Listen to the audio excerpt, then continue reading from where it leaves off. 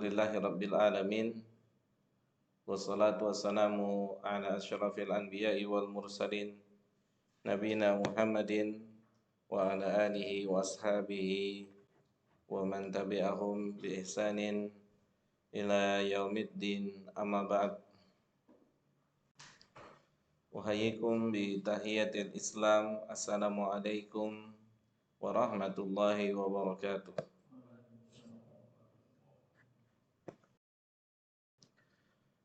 Baik jamaah yang dimuliakan oleh Allah Subhanahu wa taala, kita melanjutkan kembali kajian kita dari pembahasan kitab Riyadhus Shalihin. Kita sekarang pada bab taubat dan kita akan masuk ke dalam hadis nomor 15.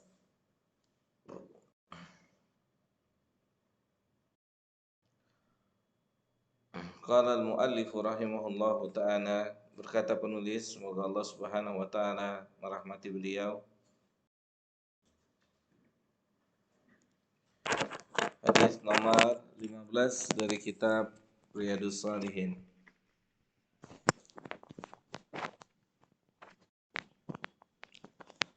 An Abi Hamzata Anas bin Malikin Al-Ansari radhiyallahu ta'ala anhu, dari Abu Hamzah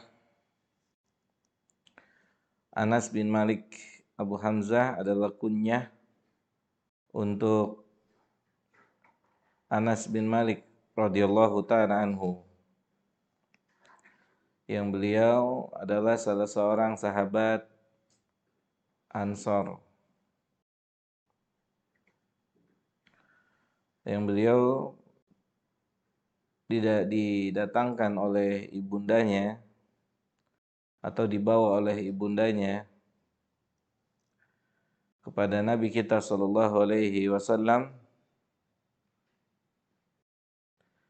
untuk diperbantukan tentang perkara-perkara atau kebutuhan-kebutuhan Nabi kita sallallahu alaihi wasallam.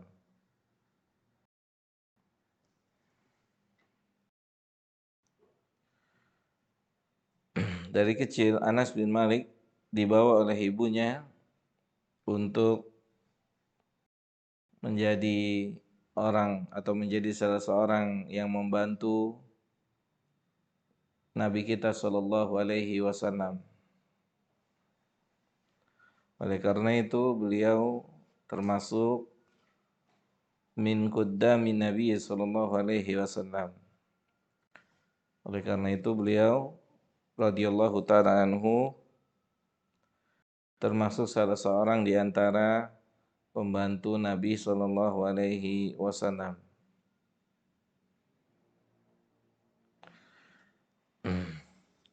Dia berkata radhiyallahu ta'ala anhu, qala Rasulullah sallallahu alaihi wasallam, bahwasanya Rasulullah SAW pernah bersabda,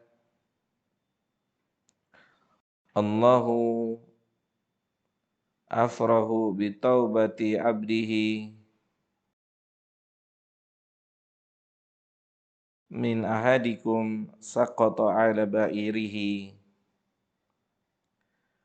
faqad adallahu fi ardin falatin, muttafaqun alaihi.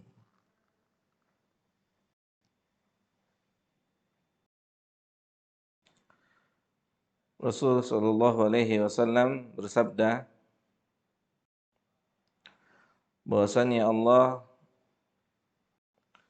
lebih bergembira dengan taubatnya salah seorang di antara hambanya dibandingkan gembiranya salah seorang di antara manusia yang kehilangan barang bawaannya.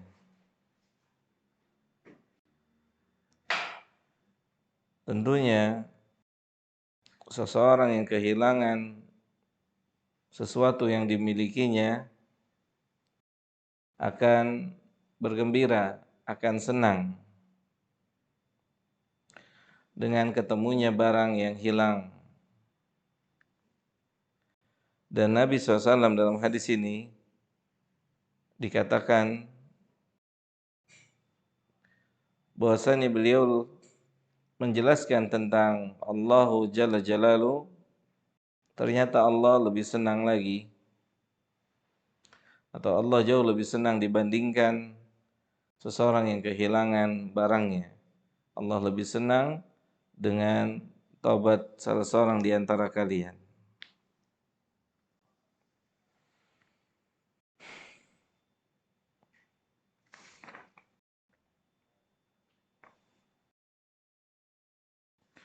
Kemudian dalam riwayat yang lain, riwayat Imam Muslim,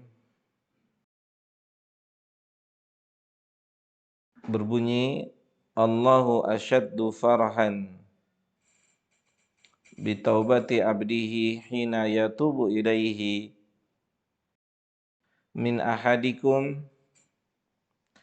kana ala rahilatihi bi ardin falatin fanfalatat minhu wa alaiha ta'amuhu wa syarabuhu fa ayyasa minha fa ata syajaratan fattaja'a fi dhilliha wa qad ayyasa min rahilatihi fabainama huwa kadhalik idza huwa biha qa'imatan indahu fa akhadha bi khitamiha thumma qala min shiddatil farahi Allahumma anta abdi wa ana rabbuka akhta'a min shiddatil farahi. Dalam hadis yang diriwayatkan oleh Imam Muslim, atau dalam riwayat Muslim, bahwasanya Nabi kita Muhammad SAW bersabda, Allah Subhanahu wa taala lebih bergembira dengan tobatnya salah seorang di antara kalian daripada gembiranya salah seorang di antara kalian yang kehilangan tunggangan dan perbekalannya, yang mana di dalam tunggangan tersebut terdapat bekal dia, baik makanannya maupun minumannya. Kemudian orang tersebut setelah mengetahui kehilangan barang atau kehilangan tunggangannya atau kehilangan alat transportasinya, maka dia sibuk mencari ke sana ke sini alat transportasinya tersebut. Yang di dalam alat transportasinya tersebut terdapat kebutuhan-kebutuhan dari mulai makanan dan minumannya. Maka mulailah dia mencari tunggangannya atau alat transportasinya tersebut.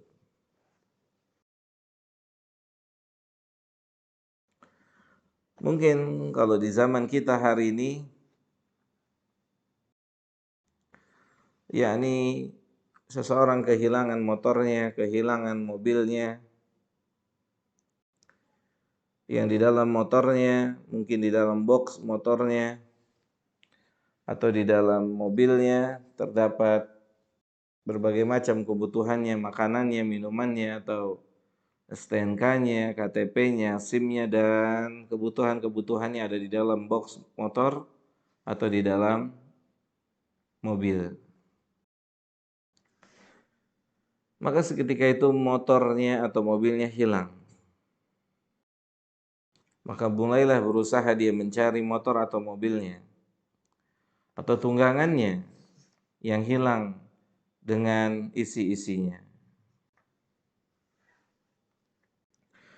Kemudian setelah dia letih ke sana ke sini mencari tunggangan yang hilang, akhirnya dia beristirahat di sebuah pohon. Seperti seakan-akan dia sudah putus asa. Sepertinya tunggangannya tidak akan ketemu. Maka saat dia sudah menyandarkan punggungnya di pohon tersebut, maka tiba-tiba tunggangannya datang di hadapannya. Datang dengan kondisi yang lengkap, tidak ada kekurangan sedikit pun. Bekal makanannya masih ada, bekal minumannya pun masih ada, semuanya masih lengkap. Maka tentunya sesuatu yang sudah dicari-cari kemudian hilang akan menimbulkan rasa senang yang luar biasa. Apalagi jika sesuatu yang hilang itu adalah sesuatu hal yang sangat berharga buat seseorang. Ya, maka akan sangat bergembira seseorang yang telah kehilangan barang kesayangannya kemudian tiba-tiba ketemu. Ya, tiba-tiba ketemu. Saya rasa sebagian kita atau mungkin sebagian besar kita pernah mengalami kondisi seperti ini. Sudah dicari-cari kemana-mana, di pojok kanan, pojok kiri, di atas, di bawah, nggak ketemu-temu. Tiba-tiba ketemu begitu saja, tanpa ada pencarian. Tiba-tiba dia muncul begitu saja, tanpa diduga, ya, tanpa diduga. Saya rasa setiap kita pernah mengalami masa-masa seperti ini.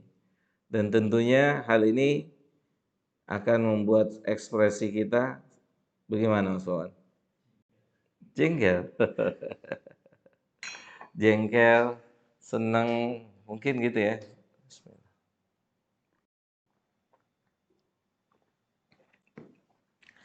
Lagi tiduran, santai-santai, wah ada di sini ternyata gitu ya. Subhanallah. Ya, sudah putus asa, dia cari ke sana sini, nggak ketemu-ketemu. Ternyata ketemunya di tempat yang mudah, tempat yang tidak diduga-duga. Ya, tempat yang tidak diduga-duga.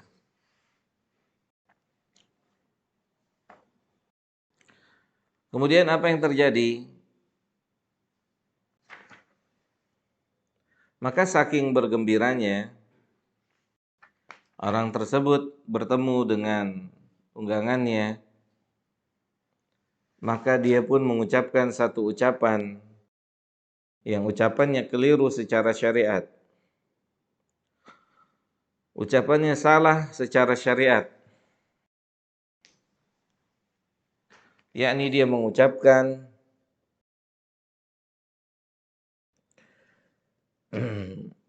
Allahumma anta abdi.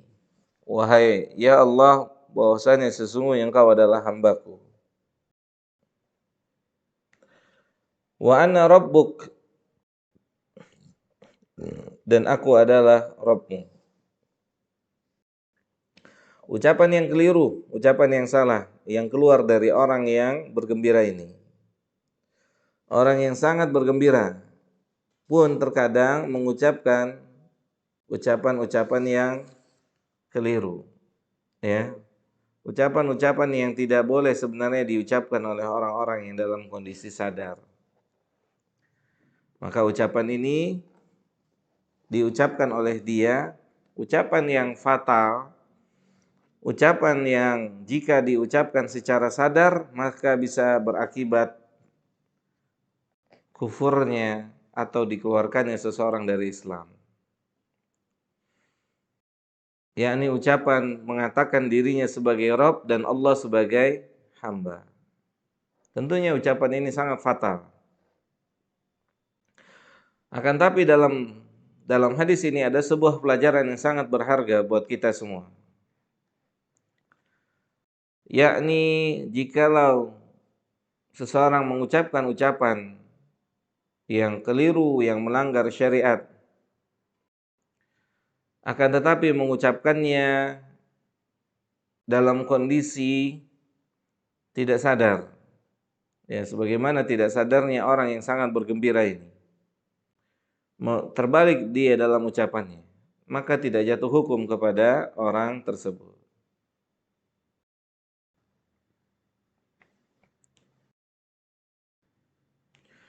Taib, baik. Jamaah yang dimuliakan oleh Allah Subhanahu wa taala. Tentunya perlu kita ketahui di sini, ketika ada seseorang yang bertobat, memilih jalan untuk kembali kepada Allah Subhanahu wa taala, maka Rabb kita menyikapinya dengan sikap yang sangat senang, sangat bergembira. Akan tetapi bergembiranya Allah Subhanahu wa taala sesuai dengan kemuliaannya, tidak bisa kita samakan dengan kegembiraan kita ketika mendapatkan sesuatu. Allah senang tentunya dengan manusia siapapun juga yang kembali bertobat pada Allah, ya, meminta ampun kepada Allah Subhanahu wa taala. Oleh karena itu, jamaah yang dimuliakan oleh Allah Subhanahu wa taala, hendaknya dan selayaknya kita pun menyikapi atau berusaha bersikap dengan sikap sebagaimana Allah bersikap, dengan gembira, maka kita pun disunahkan untuk bergembira saat kita mendengar, melihat saudara kita atau saudari kita yang kita kenal sebagai seorang muslim atau muslimah dengan gaya hidup yang menyelisihi syariat, dengan kehidupan yang menyelisihi syariat, kemudian di suatu hari kita mendapatinya, mendengarnya telah kembali untuk memilih jalan ketaatan, untuk mengganti jalan-jalan kemaksiatan yang pernah dia lalui, maka kita pun disunahkan untuk juga bergembira.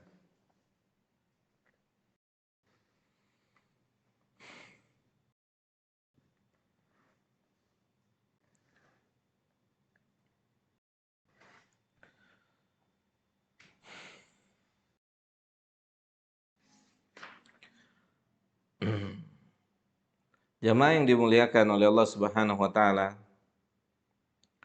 maka dalam hadis ini sebuah pelajaran yang sangat berharga buat kita, buat siapapun kita. Jika kita ingin Allah Subhanahu wa taala atau membuat Allah Jalla Jalaluhu berbahagia, maka kembalilah kita bertobat kepadanya. Ya subhanallah. Maka tempuhlah jalan-jalan yang diridhoi olehnya.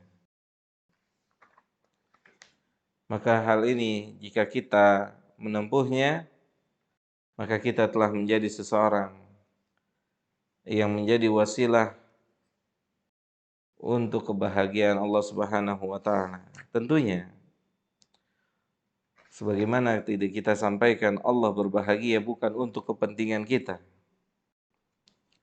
tetapi Allah berbahagia karena manusia telah menyelamatkan dirinya dari ancaman-ancaman siksaannya dan yang semisalnya. Oleh karena itu, jamaah yang dimuliakan oleh Allah Ta'ala, dalam hadis lain,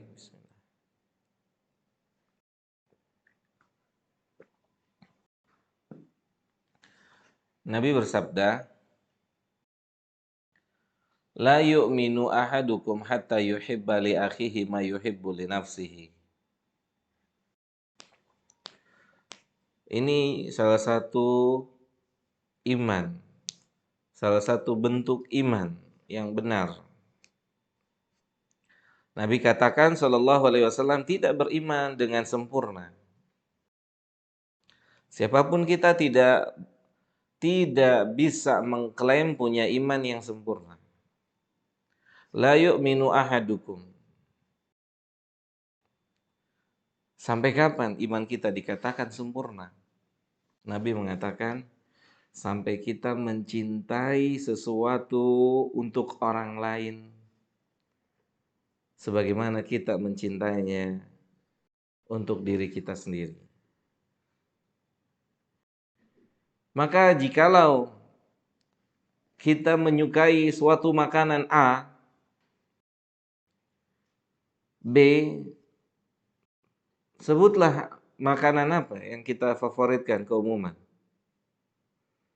Nasi goreng, bakso, apa? Sop. Catat. Sate, taib. Apa Bang? Mie instan. Dagangan. Sebutlah makanan apa yang kita suka. Maka selayaknya sepatutnya yang kita suka, kita pun senang orang lain makan persis dengan apa yang kita makan. Minum seperti apa yang kita minum. Itu kurang lebihnya, seperti itu. Jikalau kita senang duduk di majelis ilmu, mendapatkan ilmu, berteman dengan orang-orang yang berusaha untuk bertakwa, kita senang. Maka seharusnya kita pun senang. Ada orang yang ikut duduk bersama-sama di majelis ilmu, sama-sama untuk berusaha bertakwa, sama-sama untuk masuk surga, maka kita pun senang. Seharusnya demikian. Seharusnya seorang muslim memiliki sikap demikian. Sebagaimana Allah senang dengan orang yang bertobat, Allah senang dengan orang yang kembali ke jalannya. Subhanahu wa ta'ala. Maka seorang muslim pun harus senang. Seorang muslimah pun harus senang dengan kembalinya temannya menuju jalan yang benar. Atau temannya, sahabatnya menempuh perjalanan yang sama dengan perjalanannya.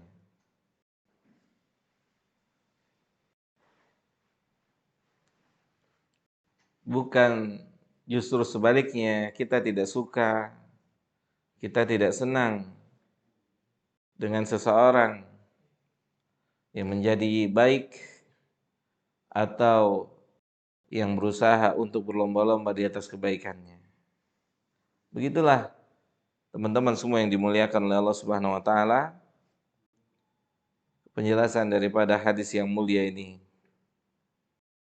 Semoga Allah Subhanahu wa taala berikan kita semua hidayah dan taufiknya untuk menjadi seorang muslim, seorang mukmin yang bergembira dengan kembalinya atau dengan berjalannya seorang muslim lainnya dengan perjalanan yang sama dengan apa yang telah kita ada di atasnya. Kemudian pelajaran berikutnya dari hadis yang mulia ini,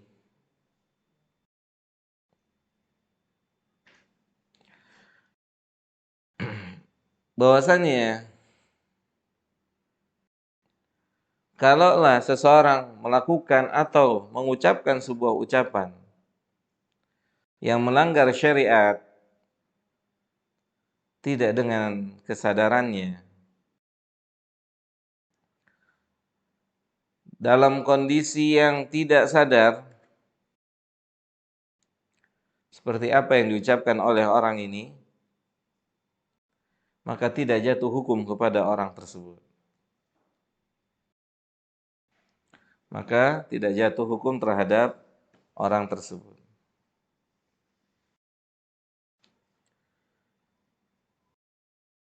Sebagaimana misalnya seorang suami yang mentalak istrinya dan dia nggak sadar dengan apa yang telah diucapkannya,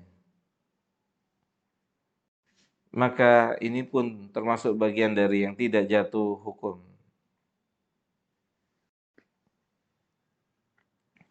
Atau ucapan dan perbuatan apa saja yang secara hukum perbuatan yang diharamkan dalam Islam. Tetapi secara pelaku jika dia melakukan tanpa disengaja, tidak ada kesadaran, tidak ada unsur sengajaan untuk mengucapkannya atau untuk melakukannya, maka yang seperti ini yu'fa anhu, maka dia tidak jatuh hukum. Berbeda dengan seseorang yang mengucapkan satu ucapan dengan menyengaja, maka jatuh hukum terhadap orang tersebut. Sebagaimana seseorang yang mengucapkan ucapan sesuatu atau termasuk bagian dari yang jatuh hukum adalah orang yang mengucapkan sesuatu dengan bercanda.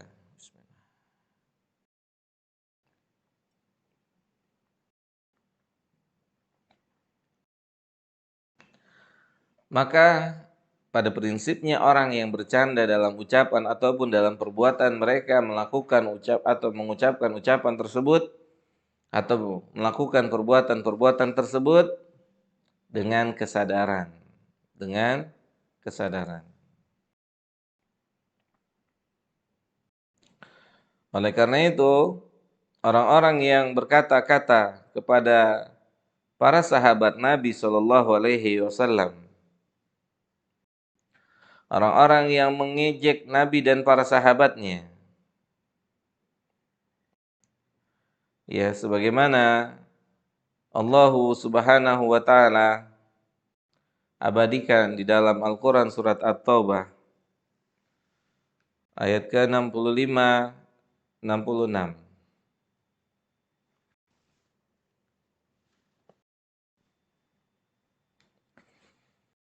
Saat orang-orang mengejek, menghina Nabi dan para sahabatnya dengan mengatakan bahwasannya saya belum pernah melihat seseorang yang perutnya maju-maju. Kemudian penakut ketika bertemu dengan musuh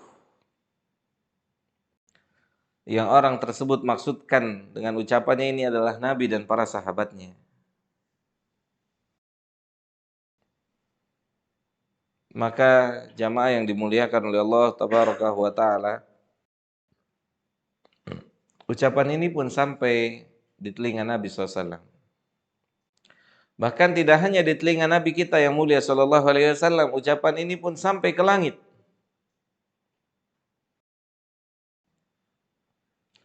Dan tentunya ucapan ini didengar oleh salah seorang sahabat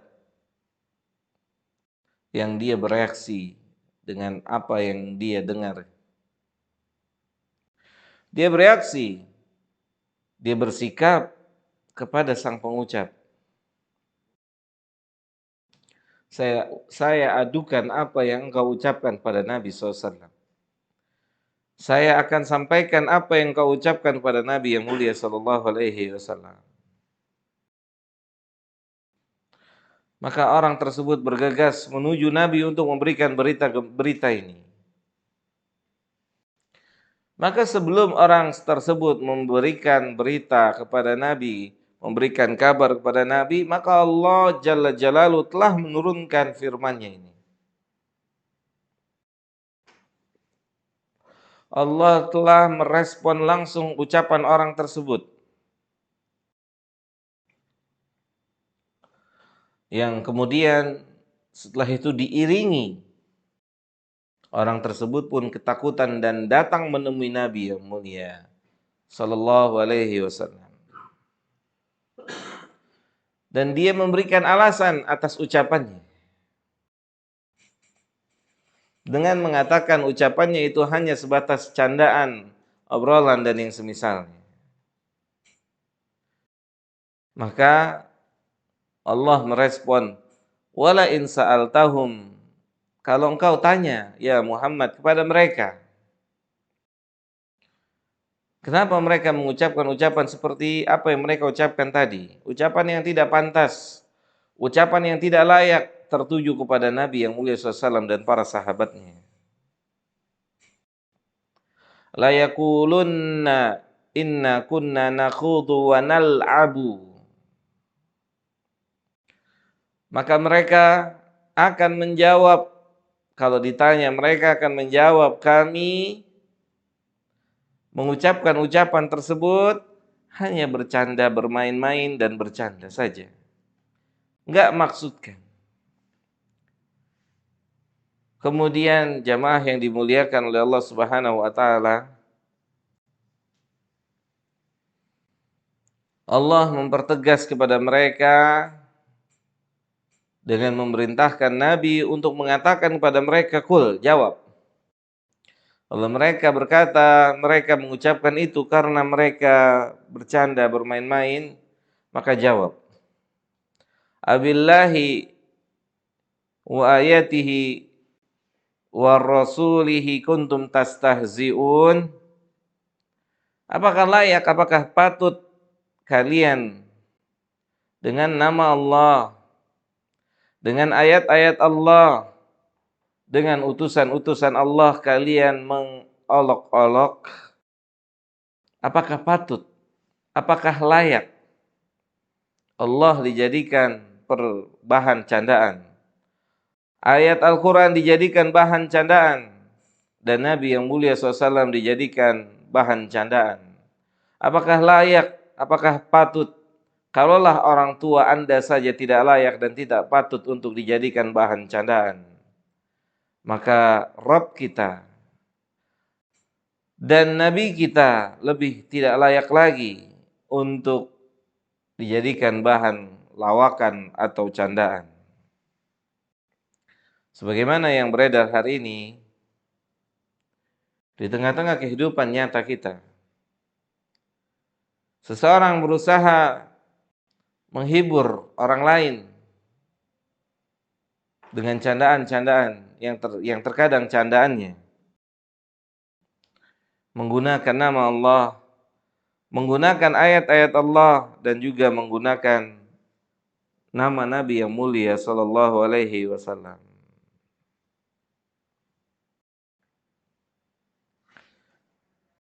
Maka Allah mengatakan, la ta'tadiru qad kafartum ba'da imanikum. Jangan kalian menyampaikan udzur kalian. Jangan kalian menyampaikan alasan kalian. Janganlah kalian mengungkapkan udzur dan alasan-alasan kalian. Sungguh kalian telah kafir setelah kalian beriman, sesudah kalian mengucapkan ucapan tadi. Jamaah yang dimuliakan oleh Allah Tabaraka wa Ta'ala, ayat ini memberikan penjelasan bahwasannya ucapan yang diucapkan secara candaan jatuh dalam hukum dan akan ada pertanggungjawabannya, ada konsekuensinya, ada resikonya.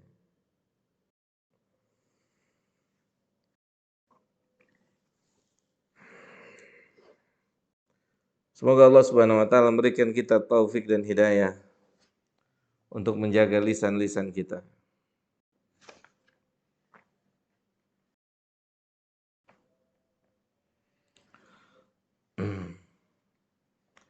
Baik jemaah yang dimuliakan oleh Allah Subhanahu wa taala,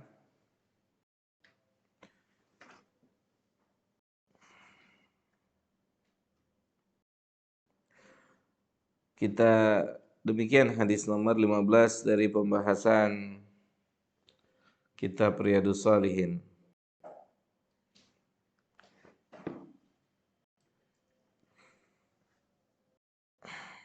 Ada yang mau tanya? Di situ ada, Dek?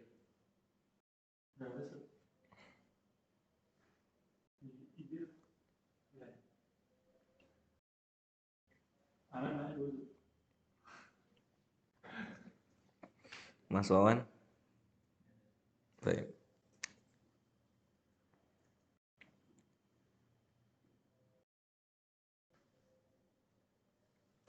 Apa Pak Deka? Tadi kan kalau kita lihat teman kita tobat, kita berbahagia. Nah kalau misalnya kebalikannya teman kita udah tobat nih, maksudnya ini teman ngaji, satu majelis tiba-tiba dia udah jarang datang sampai nggak ada kabarnya, terus kira-kira sikap kita gimana? Maksudnya gimana caranya biar dia bisa balik lagi dulu buat kita? Baik. Tentunya banyak hal yang harus dilakukan. Karena itu ada kaitannya dengan pola hidup. Kita hanya bisa berusaha. Tapi jika seseorang punya pola hidup yang melanggar syariat, maka sulit. Tetapi kita tidak putus asa untuk berusaha.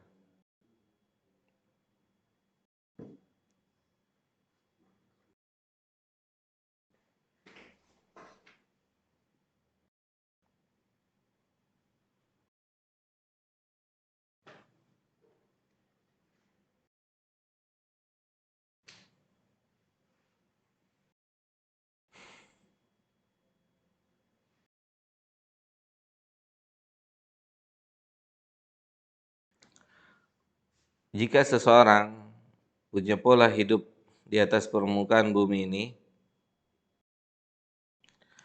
tidak berusaha mentaati Allah Subhanahu wa taala,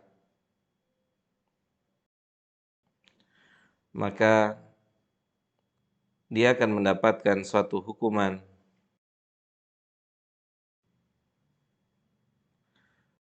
yang tidak ringan, yakni dipalingkan hatinya daripada kebaikan-kebaikan.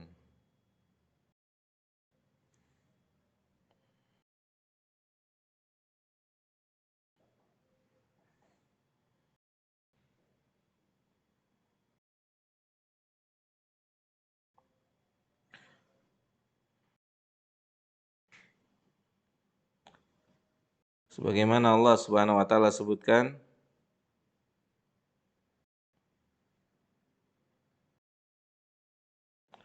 dalam surat Al-Anfal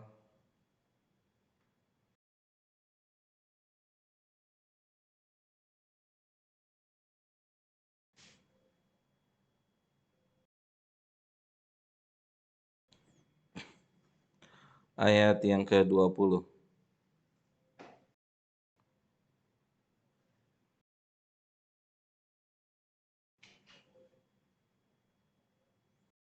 Allah mengatakan, "Ya ayyuhalladzina amanu atiullaha wa rasulah wa la tawallau anhu wa antum tasma'un." Wahai orang-orang yang beriman, taatilah Allah dan taatilah Rasul-Nya. Kemudian kata Allah, wala tawallau anhu. Dan jangan engkau menjauh dari Allah dan Rasul-Nya. Padahal engkau mendengar.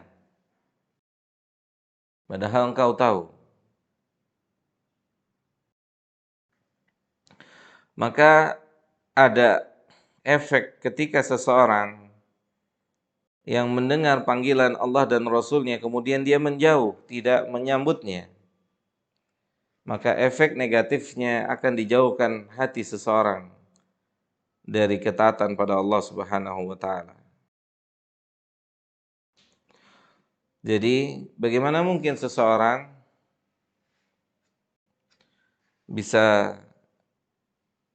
memperoleh ketaatan kalau dia tidak atau memperoleh nikmatnya ketaatan kalau dia tidak berusaha mentaati Allah Subhanahu wa taala.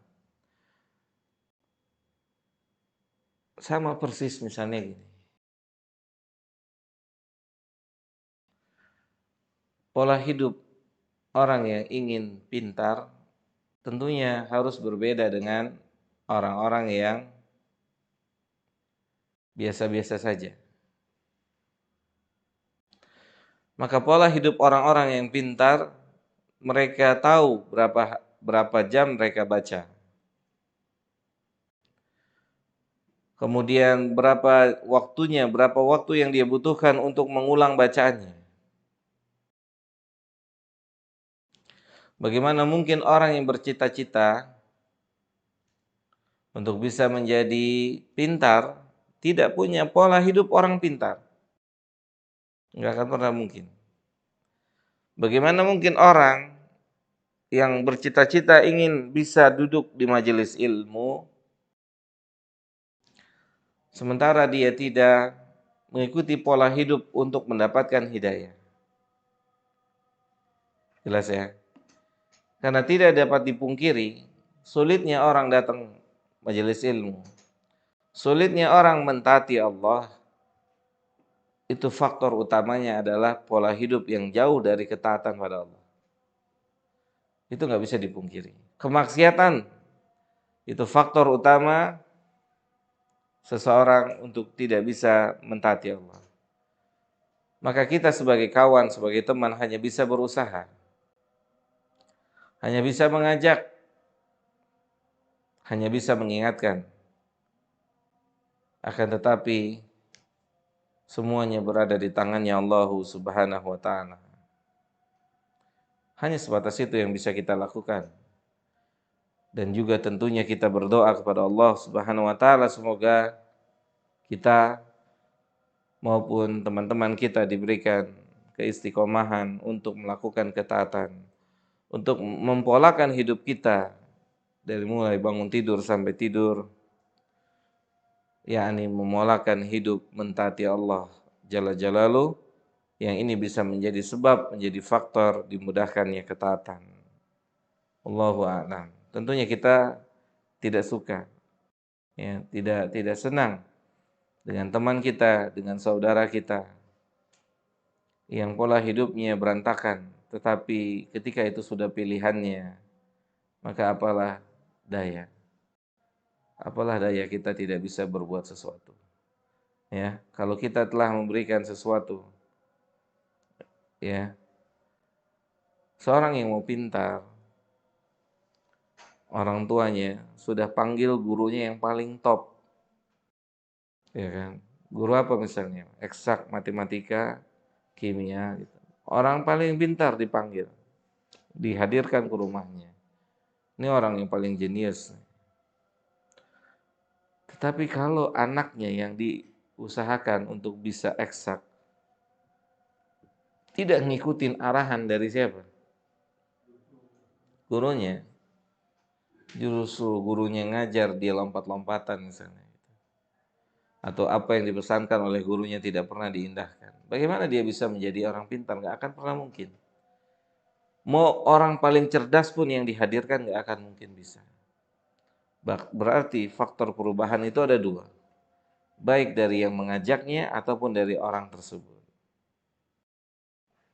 Tetap saja tidak akan pernah bisa kalau kedua hal ini tidak ada atau hilang salah satunya. Wallahu ta'ala a'lam wa a'lam. Jelas Pak Deka? Baik, karena sudah masuk waktu Isya, maka kita cukupkan kajian kita pada malam hari ini. Semoga bermanfaat buat saya dan buat kita semua. Wassallallahu ala nabiyyina Muhammadin wa ala alihi wa sahbihi ajma'in. Subhanakallahumma bihamdika asyhadu an la ilaha illa anta astaghfiruka wa atubu ilaika. Assalamualaikum warahmatullahi wabarakatuh.